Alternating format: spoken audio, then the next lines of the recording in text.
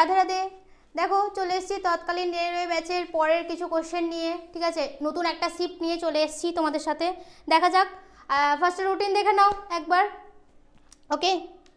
Next দেখা যাক কোন শিফটের এটা। এটা হচ্ছে 28/9/2018 শিফটের, ঠিক আছে। 12:30 থেকে 2টোর একটা শিফট ছিল, সেই শিফটের এটা কোশ্চেন, ঠিক আছে। দেখা যাক ফার্স্ট কি কোশ্চেন রয়েছে। যদি কোনো 10 কেজি ভরের বাইসাইকেল গতিশীল থাকে 20 মিটার পার সেকেন্ড দ্রুতিতে, তাহলে বাইসাইকেলের গতিশক্তি কত হবে?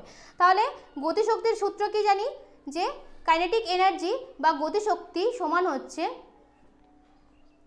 কাইনেটিক এনার্জি বা গতিশক্তি সমান হচ্ছে হাফ অফ mv স্কয়ার, ঠিক আছে, হাফ অফ mv স্কয়ার। তাহলে হাফ কত ভরের বলছে? 10 কেজি ভরের, আর কত গতিতে বলছে? 20 মিটার পার সেকেন্ড স্কয়ার গতিতে, ঠিক আছে। তাহলে এটা দিয়ে এটাকে কাটি, এটা দিয়ে এটাকে কাটলে হচ্ছে 5, আর এটা হচ্ছে 400, তাহলে 2000 জুল, ঠিক আছে। তাহলে 2000 জুল হচ্ছে আমাদের সঠিক উত্তর। তাহলে বাইসাইকেলের গতিশক্তি কত হবে না? 2000 জুল হচ্ছে আমাদের সঠিক উত্তর। অপশন 3 হচ্ছে আমাদের সঠিক উত্তর, ওকে। পরের কোশ্চেন দেখা যাক। পরের বলছে এই প্রকারের উদ্ভিদের ক্ষেত্রে ভেসেল বা সংবহন নালী হলো প্রধান জলবাহক কোষ। কোনটা না? থ্যালোফাইটা, ব্রায়োফাইটা, অ্যাঞ্জিওস্পার্ম নাকি ফাঞ্জি? তো অ্যাঞ্জিওস্পার্ম উদ্ভিদের ক্ষেত্রে ভেসেল বা সংবহন নালী হলো কি না? প্রধান জল পরিবাহক কোষ, ঠিক আছে, অ্যাঞ্জিওস্পার্মের ক্ষেত্রে। অপশন 3 হচ্ছে আমাদের সঠিক উত্তর। নেক্সট কোশ্চেন দেখা যায়। একটি লেন্সের ফোকাস দৈর্ঘ্য হলো 50 সেন্টিমিটার, এর পাওয়ার হলো, ঠিক আছে। তাহলে লেন্সের পাওয়ার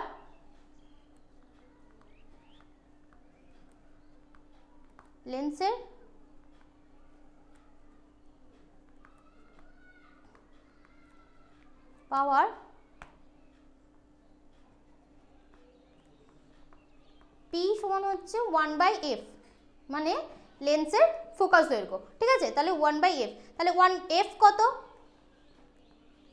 1/50, তাহলে হচ্ছে 0.02 মিটার, ওকে। এটাকে আমি যদি সেন্টিমিটারে চেঞ্জ করি, তাহলে এটা দেখো, এটাকে যদি আমি সেন্টিমিটারে চেঞ্জ করি, তাহলে এটা হবে 2 সেন্টিমিটার, যেটা মানে হচ্ছে 2 ডায়াপ্টার, ঠিক আছে, 2 ডায়াপ্টার।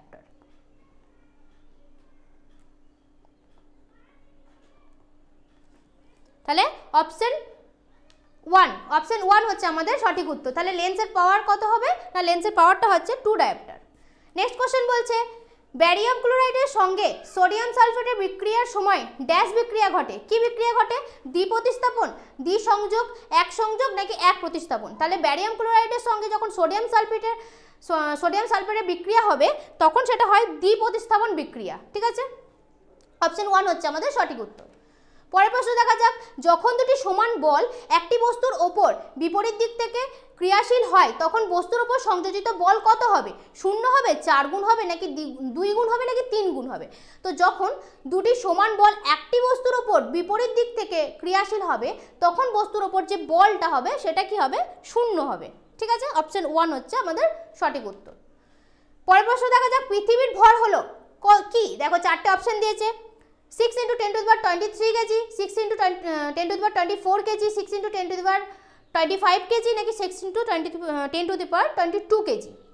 তো এর মধ্যে 6 × 10⁻24 কেজি, অপশন 2 হচ্ছে আমাদের সঠিক উত্তর, ঠিক আছে। তাহলে পৃথিবীর ভর কত? 6 × 10⁻24 কেজি, ওকে।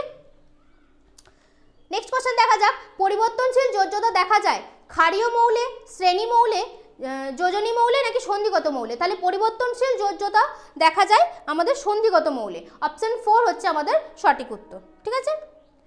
পরের প্রশ্ন দেখা যাক। ফটকিরি হলো নিম্নের একটি উদাহরণ। কি এটা? দ্বিলবণ নাকি ফ্লেক্স সল্ট নাকি একক লবণ নাকি খাদ্য লবণ বা টেবিল সল্ট? তো ফটকিরি হচ্ছে দ্বিলবণ, ওকে। অপশন 1 হচ্ছে আমাদের সঠিক উত্তর। নেক্সট কোশ্চেন দেখা যাক।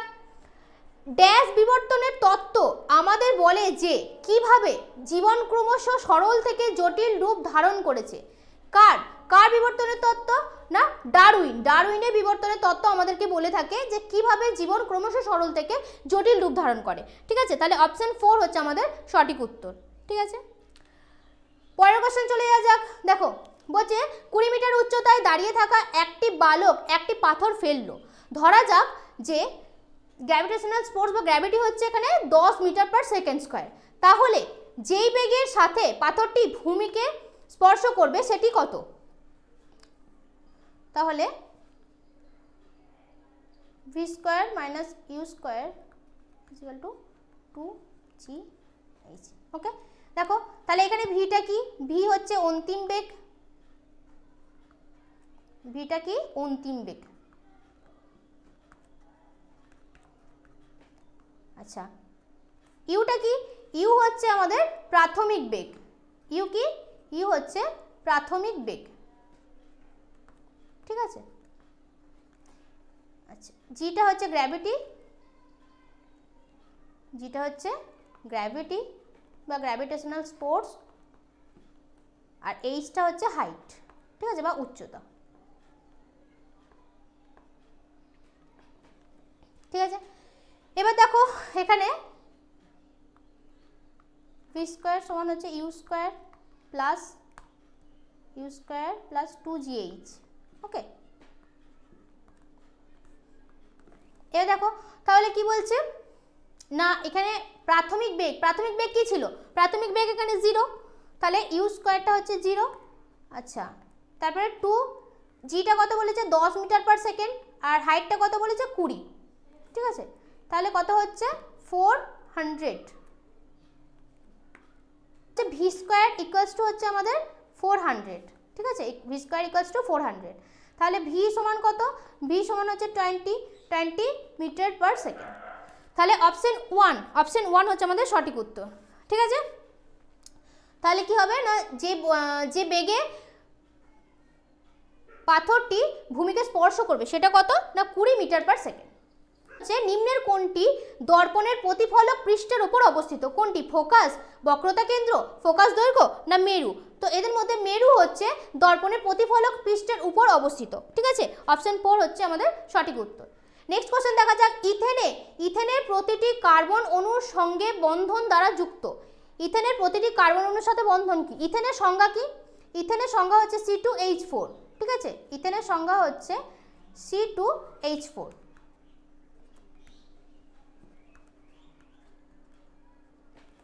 তাহলে দেখো কার্বনটা ডাবল বন্ডে থাকে এবং প্রত্যেকটি কার্বনের সাথে একটা করে হাইড্রোজেন যুক্ত থাকে।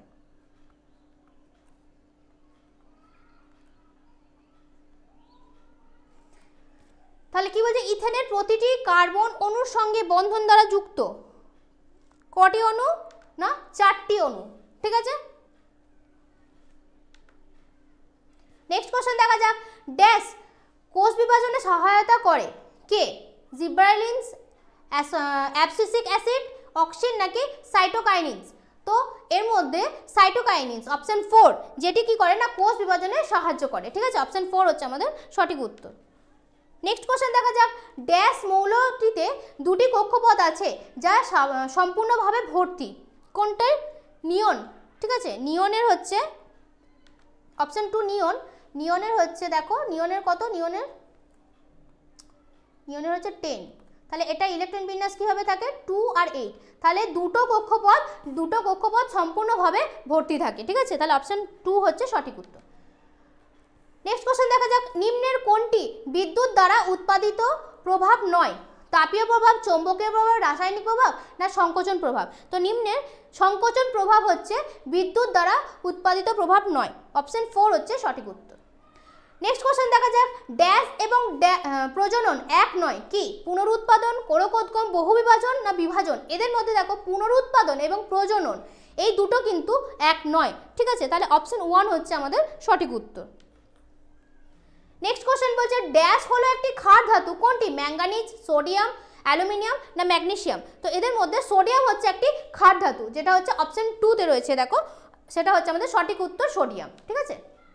নেক্সট কোশ্চেন দেখা যাক, লিথিয়াম নাইট্রাইডের সূত্র কি? লিথিয়াম নাইট্রাইডের সূত্র Li3n, Li3n2, Li2 না n নাকি Lin? তো Li3n অপশন 1 হচ্ছে সঠিক উত্তর। লিথিয়াম নাইট্রাইডের সূত্র হচ্ছে Li3n।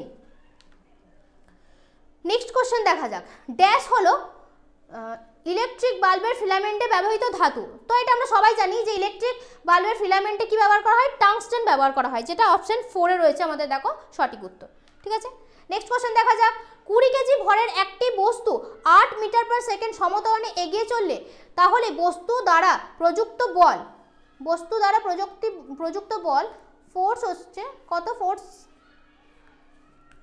ফোর্স মানে হচ্ছে মাস ইন্টু অ্যাসিলারেশন। তাহলে এখানে মাস বা ভর কত? 25 কেজি, আর অ্যাসিলারেশন বা ত্বরণ কত? 8।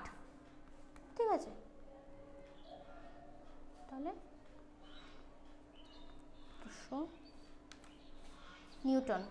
ঠিক আছে, অপশন 3 হচ্ছে আমাদের সঠিক উত্তর। ঠিক আছে, নেক্সট কোশ্চেন দেখা যাক, আধুনিক পর্যায় সারণীতে পর্যায় ড্যাশ এবং ড্যাশে ল্যান্থনাইট এবং অ্যাক্টিনাইটগুলি থাকে। তাহলে আধুনিক পর্যায় সারণীতে পর্যায় 6 নম্বরে এবং পর্যায় 7 এই দুটোতে, পর্যায় 6-এ ল্যান্থনাইট এবং পর্যায় 7-এ অ্যাক্টিনাইট মৌলগুলি থাকে। ঠিক আছে, অপশন 2 হচ্ছে আমাদের সঠিক উত্তর। নেক্সট কোশ্চেন দেখা যাক, সাদা ফসফরাস এই পদার্থে সংরক্ষণ করা হয় অ্যালকোহল, জল, অক্সিজেন নাকি হাইড্রোজেন? তো সাদা ফসফরাস এই পদার্থে সংরক্ষণ করা হয় জল, যেটা হচ্ছে অপশন 2-তে রয়েছে, দেখো এটা হচ্ছে সঠিক উত্তর। নেক্সট কোশ্চেন আসা যাক, ড্যাশতে কোষগুলি আলগাভাবে সংগঠিত থাকে যাতে বৃহৎ আন্তঃকোষীয় স্থানগুলি পাওয়া যেতে পারে। তো দেখো 4টে অপশন দিয়েছে, কোলেনকাইমা, প্যারেনকাইমা, ট্রাকিডস নাকি স্ক্লেরেনকাইমা। তো এদের মধ্যে প্যারেনকাইমা হচ্ছে আমাদের সঠিক উত্তর, অপশন 2 হচ্ছে আমাদের সঠিক উত্তর। ঠিক আছে, আজকের ক্লাসটা যদি ভালো লেগে থাকে লাইক, কমেন্ট, শেয়ার, সাবস্ক্রাইব করবে এবং তোমার সমস্ত অ্যাসপিরেন্ট ফ্রেন্ডদের সাথে আমাদের ভিডিওগুলো শেয়ার করবে। এবং একটা কথা বারবার বলবো, যে সমস্ত নোটসগুলো, যে সমস্ত বুকগুলো তোমাদের কাছে আছে সেই সমস্ত বইপত্রগুলো নিয়ে ভালো করে পড়তে থাকো, আমাদের ক্লাসগুলো দেখতে থাকো। ঠিক আছে, চলো, থ্যাংক ইউ।